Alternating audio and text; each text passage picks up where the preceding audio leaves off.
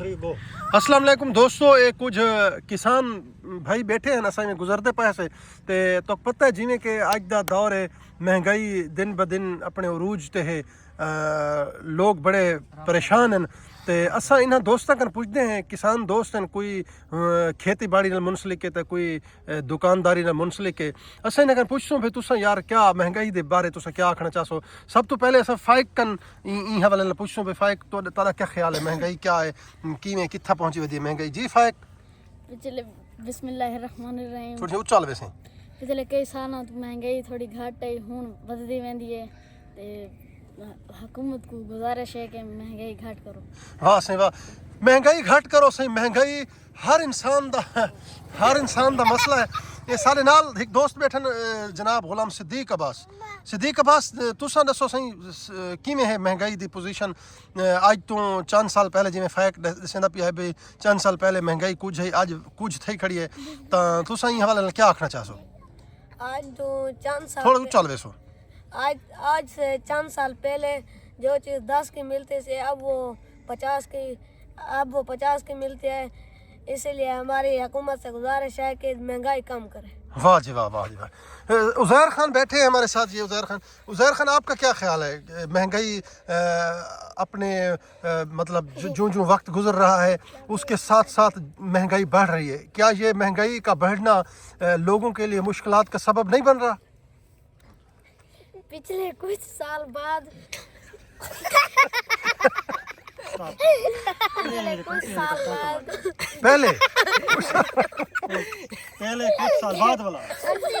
साल पहले सराकी दस दे, कोई मसला नहीं, सराकी दस दे। ए मोहसिन खान बैठे, पहले अनसु खान का पूछ गए। अनसु खान महंगाई के बारे क्या ख्याल है तेरी। महंगाई नहीं तुझे टाफियां गिनने रोजाना क्या वाला चुरमुर के देने का टाफियां, ये महंगाई के बारे क्या ख्याल है तेरा।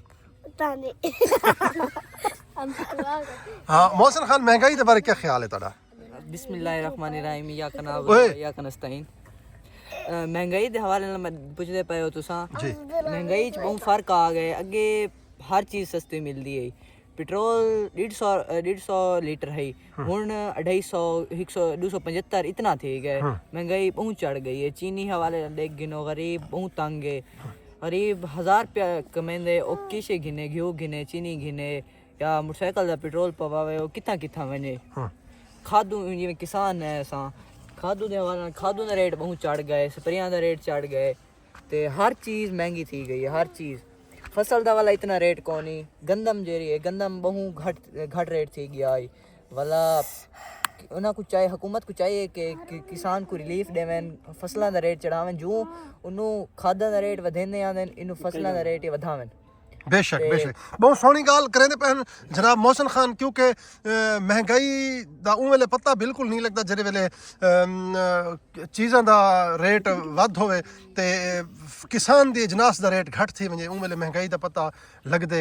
जेरे वेले हुकूमत अपने मतलब इंडस्ट्रियल जेरे प्रोडक्ट्स होन उन्हां दा रेट वधावे ते नाल जेरे किसानां दे अजनास उन्हां दा रेट वधावे तां किसान को पता नहीं लगता।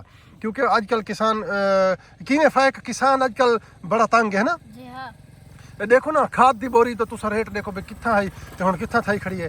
ते इवें हवाले नाल घ्यू दा रेट तुसा देखो, चावल दा रेट देखो। चावल किसान कन किवें मन घिंदन ते वाला जेरे चावल अपनी असल हालत ही चाहते तां उं वेले मतलब मिलां वाले प्रोसेस ठीक है जेरे वलदे तां वत किथाई ना किथाई पहुंच वेंदे। तुसा दसो ना हुण ई बारे तुसा दसो, सारे हिस्सा खिलो।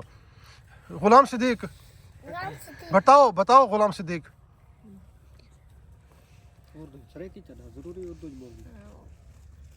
अगली बारी जी फाइक यस, वो महंगाई बहुत ज़्यादा हो थोड़ा ऊंचा। महंगाई बहुत ज़्यादा हो गई है, इसलिए